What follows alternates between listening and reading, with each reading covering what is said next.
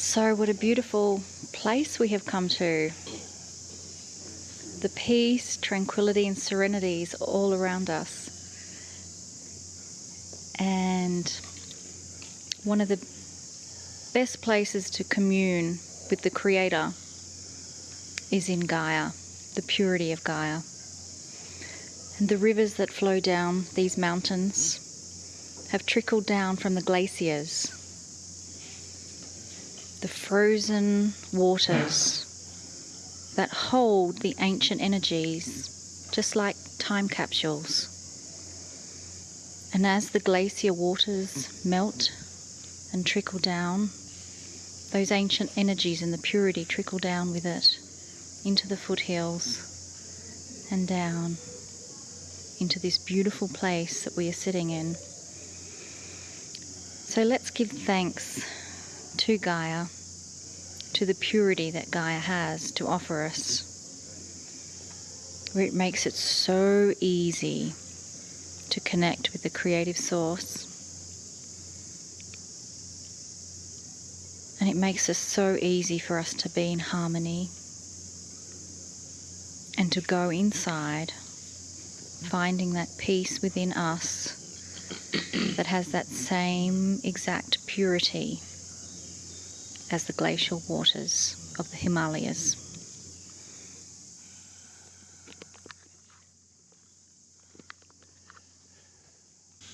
Greetings, dear ones. I am Kryon of Magnetic Service.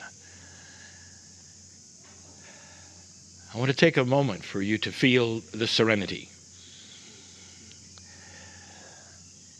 You're in the foothills of the Himalayas.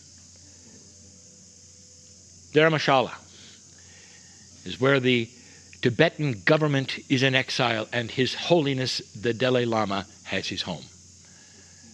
It is a precious place, and you can feel the energy of this, all of it. There is so much that I could give you at this point about the way things work. We'll give it to you in pieces so it makes sense. Sometimes the things that I tell you are not necessarily the full belief of those who live here.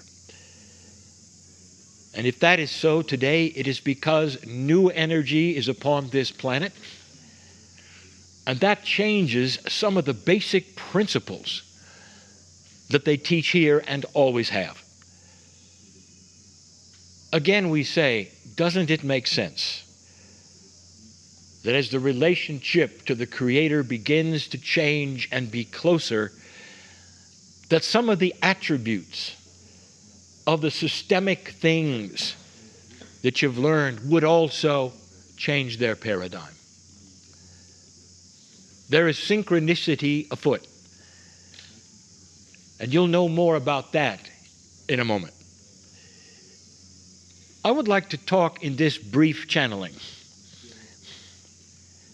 about the Akashic. We do this for a reason.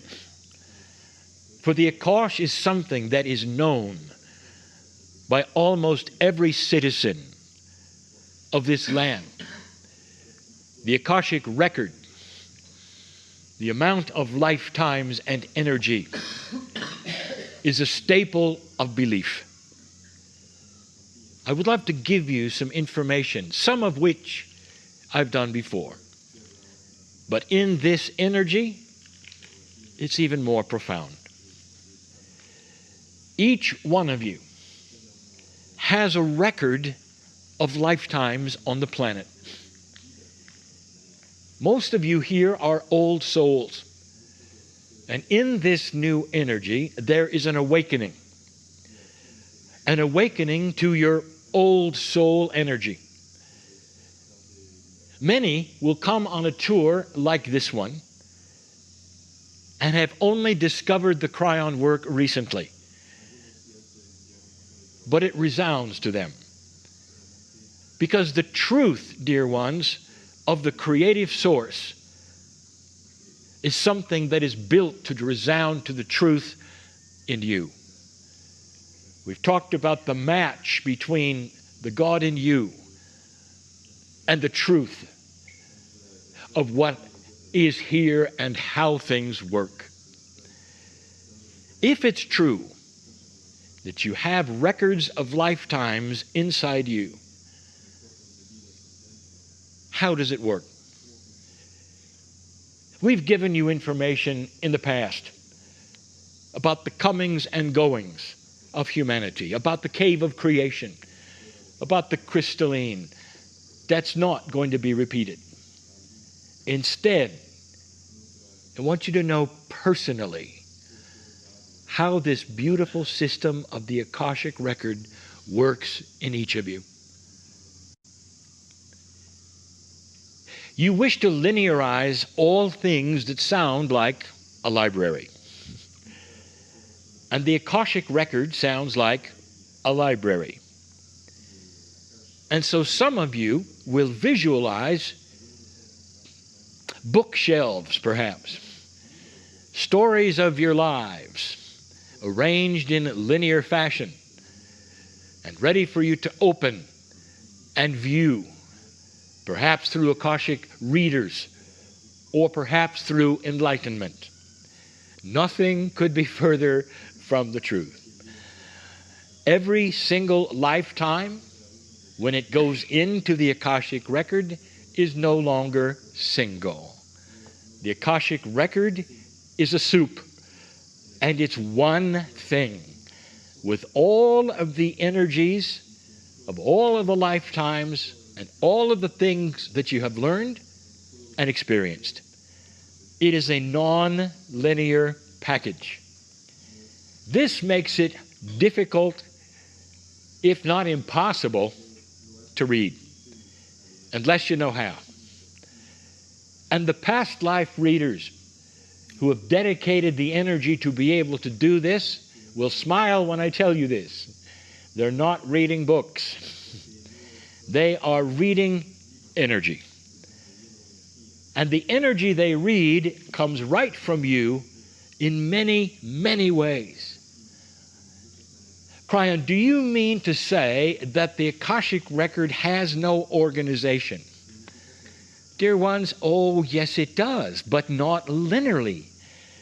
No linear organization. It has a quantum organization. It's not a list. It is difficult to explain anything that is multidimensional to a quantum mind. But let me give you the basic. How is it organized that you would understand? And the answer is by karmic group.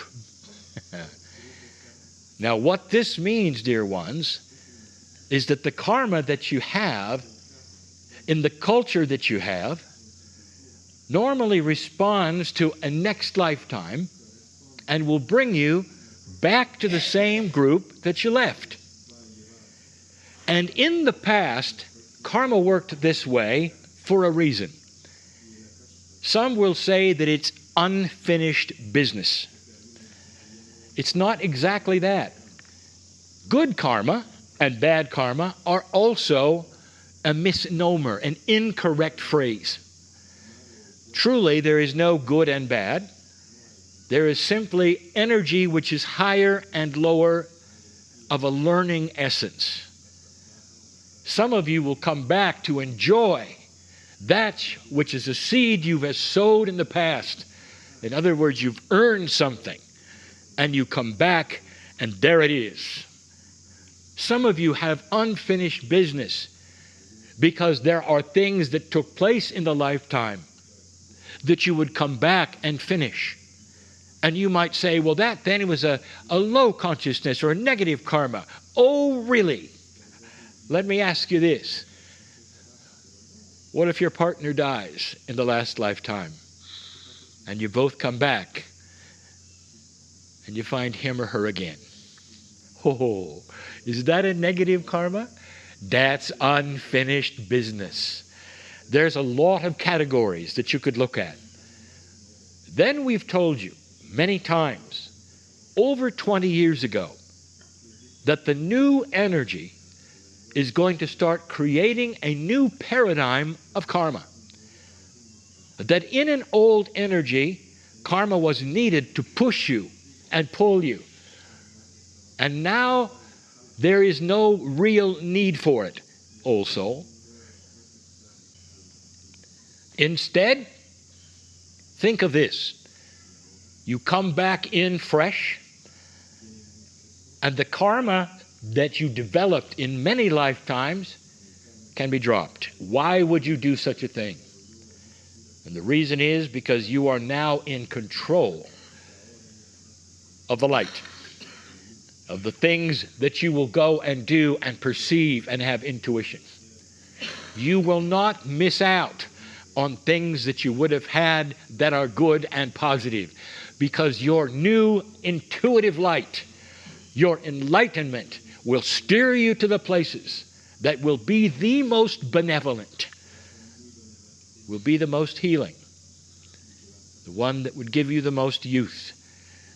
If you are on board with the basic premise of turning inward into the oneness of yourself, which we call the realization of self. Who are you? What are you here for? What is that which is the intuitive thought that you have? And that's when the Akash really starts to speak. Now, some of you have been told that the Akash is responsible for several things in your life that push and pull you around. Indeed, even without karma.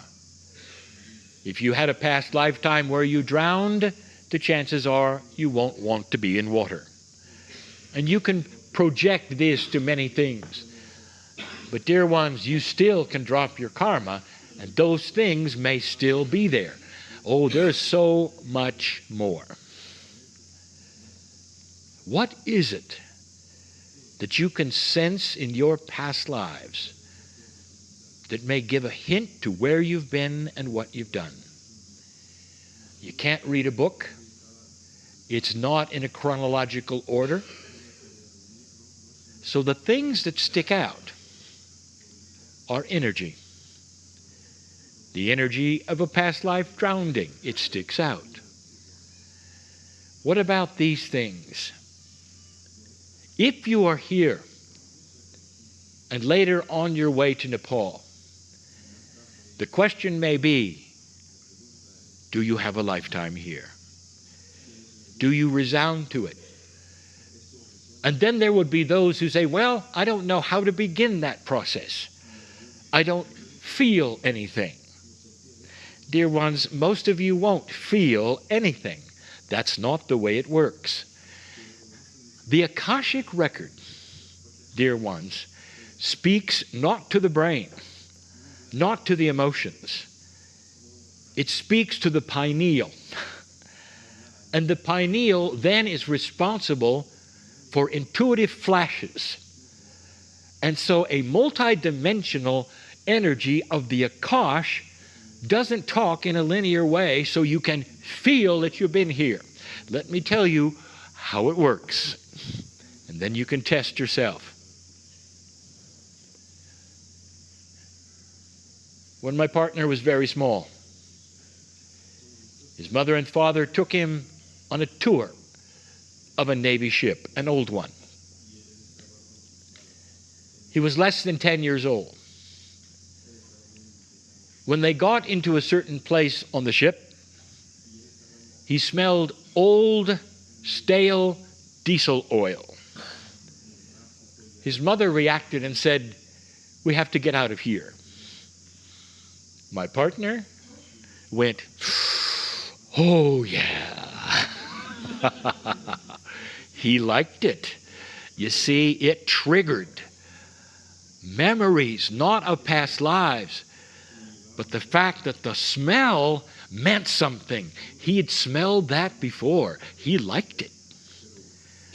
Indeed, in the next years, on into the Kryon work, he had proof, as much proof as you can ever have in a linear way, that he was a sailor.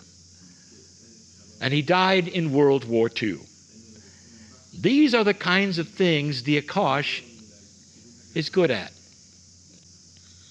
When he learned that he was an Australian sailor, he said, when I go to Australia, I'll try to feel something. He felt nothing. But then he took a harbor tour, and they had not yet replaced some very old buoys, the things that float in the water, that ring the bells, that warn of things, that will keep a channel clear at night and day. And that's where he saw it. There was a coat of arms. It was a visual on the buoy. Subsequently replaced completely, he recognized the coat of arms, an old one, and it was the one of his Navy. This is how it works. The senses give it away. Smell, visual. That is what it is. And sounds. How will you react when you hear some of the things you're about to hear? Perhaps the metal bowls, the real ones, not the tourist ones. Perhaps the prayer wheels. Perhaps the voices or the incantations of those you call monks. That is audient. How will you react to sandalwood? How will you react to the visual of patterns, of mandalas, of things that you are going to see perhaps for the first time, but your brain will go, oh yeah, this is how to look. These are the things that will give away the fact you've been here.